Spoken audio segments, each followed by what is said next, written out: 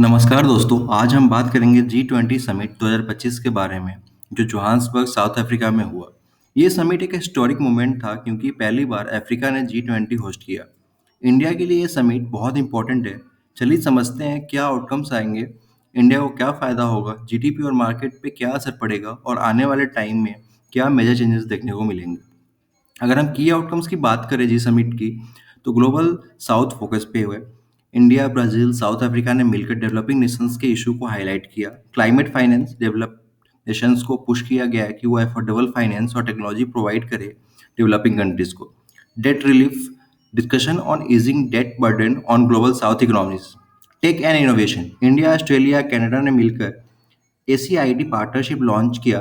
Boost in tech innovation, digital public infrastructures, trade expansions. India Canada ने $50 billion trade target bye 2030 set किया। Counter terrorism, India Italy ने joint initiative launch किया, तो counter terror finance होगा। India का क्या benefit है? Economic types, trade agreement with Canada, Italy, UK, France, इन सारी कंट्रीज के साथ। Strengthen India's global positioning. Climate commitments क्या हुए? इंडिया ने Deccan principles on food security और क्लीन एनर्जी को ग्लोबल रोडमैप में इंक्लूड किया। Voice of global south, India ने अफ्रीका यूनियन को G20 में परमानेंट मेंबर बनाने का इनिशिएटिव कंटिन्यू किया। स्ट्रॉन्गर रिलेशनशिप रोल होगा। इनोवेशन बूस्ट, ACITI पार्टनरशिप से इंडिया का स्टार्टअप और टेक इकोसिस्टम को ग्लोबल एक्सपोजर मिलेगा। इम्पैक्ट ऑन जीडीपी और मार्केट पे क्या होगा? GDP growth, trade expansion, climate finance, tech partnership, medium term GDP boost होना है, ऑब्वियस है। Short term volatility due to geopolitical tension हो सकते हैं, यूएस बाइकट करेगा, but long term investors confidence in India likely to rise. India में बहुत पैसे लगाएंगे लोग, एफडीआई आएगी, ठीक है, एफआईआईज आएंगे। सेक्टर्स किस पे नज़र रख सकते हैं? रिन्यूएबल एनर्जी पे रखो, क्लाइमेट फाइनेंस की वजह से। टेक एंड डिजिटल इंफ्रास्ट्रक्चर पे रखो, AICTI पार्टनरशिप प्रोग्राम की वजह से। Defence and security, Italy partnership की वजह से। Agriculture and food security, Deccan principles की वजह से। और आगे हम देखें कौन से एरिया पे फोकस रखना है, तो क्लाइमेट फाइनेंस यूटिलाइजेशन में ensure funds are channelized into renewable projects, ठीक है। रिन्यूएबल प्रोजेक्ट्स में बहुत सारे फंड आने वाले हैं। ट्रेड डाइवर्सिफिकेशन होगा, strengthen ties with Canada, US, sorry EU and EU मतलब यूरोपियन यूनियंस, अफ्रीका।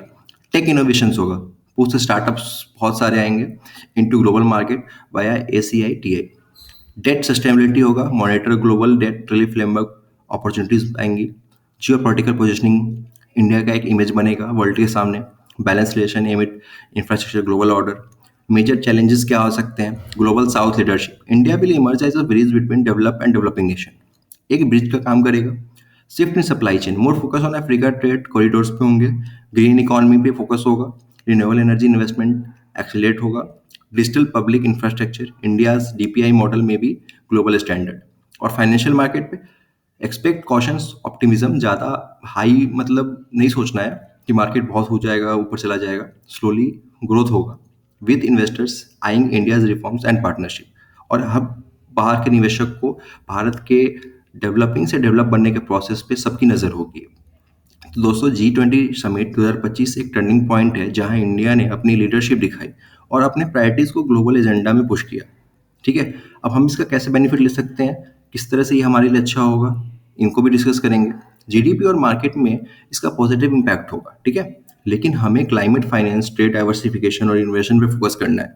आने वाले टाइम में इंडिया के लिए एक गोल्डन अपॉर्चुनिटी है ग्लोबल साउथ की आवाज़ बनने की।